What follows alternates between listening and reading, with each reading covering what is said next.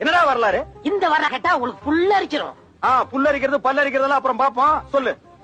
டெல்லிக்கு போனோம் நானு, தம்பி பிரபு, எங்க மூத்தவர்.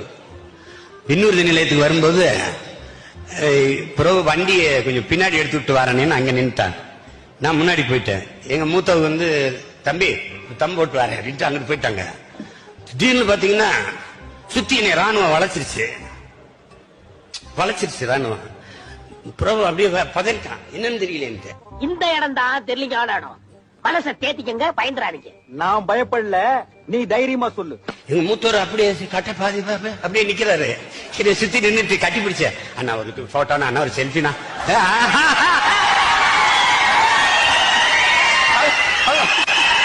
கதைகள் எங்க மூத்தவர் அட பாவியலா கொஞ்ச நேரத்துல பதற வச்சு விட்டீங்கப்பா, என்னப்பா அப்படிங்கிறீங்க.